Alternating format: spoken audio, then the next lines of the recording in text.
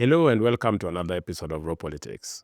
A friend was wondering whether Governor George Natembeya is a presidential material or just some troubled county chief, a governor who is having problems at home and has now decided to distract the nation from that by going for national politics.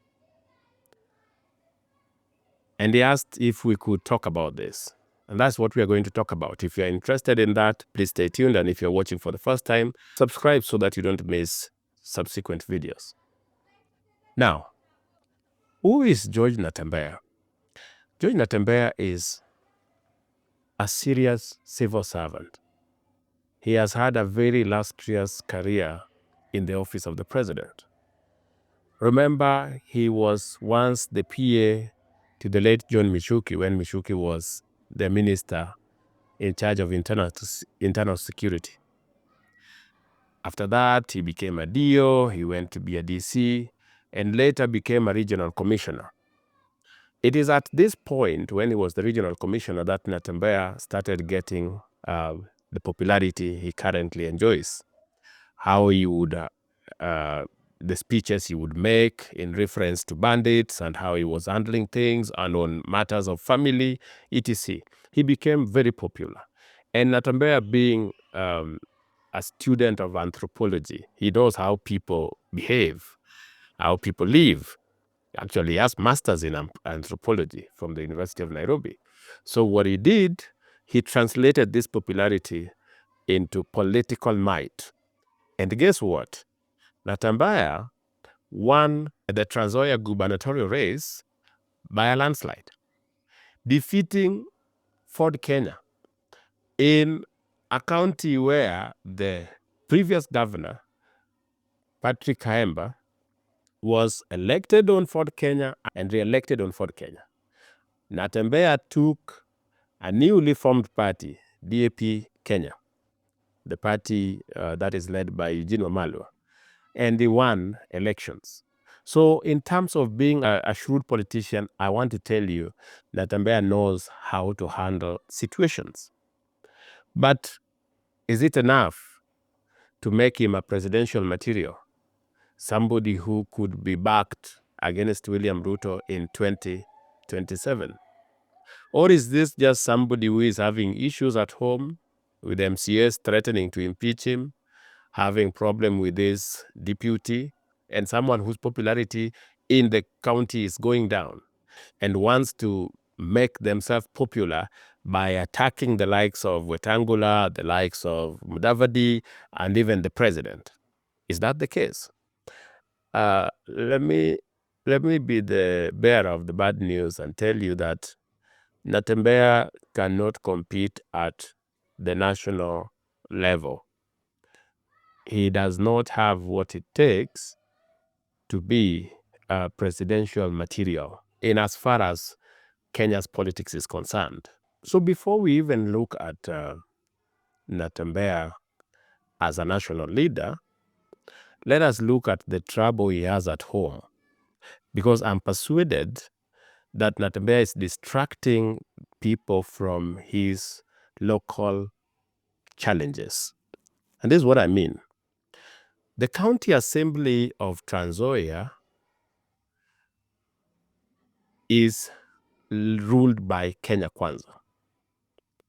Out of the 25 MCAs, UDA has 12 MCAs, almost half. And Ford Kenya has 3. So that is, Ford Kenya and UDA alone gets you 15 MCAs, meaning the majority in that particular county is Kenya Kwanza. DAP, the party from which Natembeya comes, has 7 MCAs, and of course ODM has 3. Now, look at that combination. Even if ODM supported DAP, they will still have 10 MCAs, which means Kenya Kwanza has the majority there. Now, as of today, ODM and Kenya Kwanza are singing the same song. And it is said these MCAs intend to impeach Governor Natembeya. He doesn't have any recourse. The number of MCAs he has are very few. And so if the others decided to impeach him, he will go home. And the fact that he has issues with his deputy also complicate things for him even further, because now he's being seen as one person who is fighting the broad-based government in a county that is literally controlled by members of the broad-based government. So what does Natembeya do to ensure that people don't cover his local ooze, to ensure that people don't focus on the challenges he's facing locally in Trans Nzoia? He decided to attack Wetangula and Mudavadi and the president, so that should anything happen to him locally, it would be said that he is being fought politically for standing for truth. The MCAs, should they impeach Natembeya, would be seen as impeaching him because they have been ordered to do so from above, because he has attacked their bosses, because he has attacked the president. So Natembeya is playing a very clever game here. It's not as if he wants to be president. No, Natembeya wants to survive the term before he sees whether he can go for re-election, not for presidency. He's not there. But he's doing it cleverly. It's like, I attack Wetangula, I attack Mudavadi, I attack the president. Should these people impeach me, I will be a political martyr, a victim, somebody who is being persecuted, not because he is not popular on the ground or he is not delivering what he promised, but because he is standing standing up to the authorities. He is standing up to the powers that be. He's standing against the powers that be. And so that's what I think Natembeya is doing. I don't think it's a presidential material. Natembeya is just in the political survival game.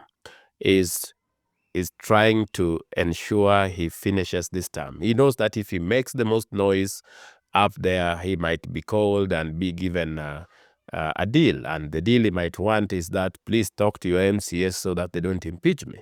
And that is all he wants. That is why immediately Natembeya was elected, he is one of the first governors to actually accept President Ruto legitimacy, even when other members of Azimio were still adamant that they didn't recognize Ruto. Natembeya already was recognizing Ruto. In fact, he banned demos in Kitale. Why? Because I told you, that county is literally led by UDA. UDA has the most MCS. They have the majority. If you add Ford Kenya, they have the clear majority there. So Natembeya has been trying to survive. It's like, if I praise the president, I would not be touched.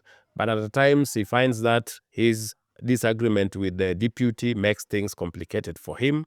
And so at the end of the day, there are also things in the county that the MCAs are not proud of and not happy with. And so they want to impeach him.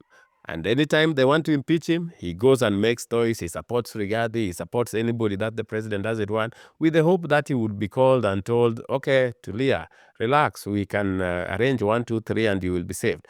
All this that Natembeya is doing, and I might be proven wrong later, but I'm persuaded that Natembeya is all doing this for political survival. He just wants to survive the end of his term and then see if he can go for another term. That is all he's doing. He's not a presidential material. He's not looking to be president. He knows very well that for you to be president in this country, you need a serious voting bloc. And I'm not talking of a serious voting bloc per se. I'm saying that you need the backing of either Kikuyus, either Kalenjins, or Luos. And Natembeya does not have any. Because if somebody lied to Natembeya that Kikuyus would be backing him for president, the same Kikuyus are either going to have their own candidate or are likely to side with Kalonzo Musyoka, because they are asking themselves, what will that Natembeya be bringing on the table? Natembeya is not as influential, is not more influential than Wetangula and Budavadi and Oparanya combined in Western. That is a lie. He knows that he cannot deliver Western to Rigathi. And so the likes of Rigathi would not deliver the Mount Kenya to him. You have to be bringing something on the table. Unlike Natembeya, Kalonzo has canvas solidly behind him. So if you give him a boost with Mount Kenya, he has a serious chance at the presidency. Chances of Mount Kenya backing Natembeya are very low. He knows how people react. He knows how politics work. Being a shrewd politician, he knows that he's not going to be picked. I think the issue of Natembeya for president, Matiang'i for president, or Mutata for president, these are just things that are being said to at least widen the scope of the people that are going to be part of the coalition around Kalonzo Musyoka, supported by Rigathi Gachagua. Nothing out of the ordinary. It's nothing that we didn't see in 2022, where Azimio formed as many parties as possible with as many principles as possible, so that it looked huge. It looked like it had nationwide support. And that is what I think the likes of Rigathi are doing, bringing Obutata, Natembeya, Matiang'i and others, is to at least make it look like it is not a Mount Kenya thing. And that is what they are doing. Not that they want to make Natembeya a presidential candidate. Natembeya is currently doing anything that is doing, all the drama, everything he is saying to deflect attention from what is going on in the county, so that he gets the attention of the people who matter at the national level, so that those people can at least talk to the MCAs and save him from being impeached. That is all. That is what I believe. But then, like I say, I don't have monopoly of ideas. What do you think? Do you think Natembeya is a presidential candidate? Somebody who can give Ruto a run for his money come 2027? If you do, let me know why. And if you agree with me, give this video a like.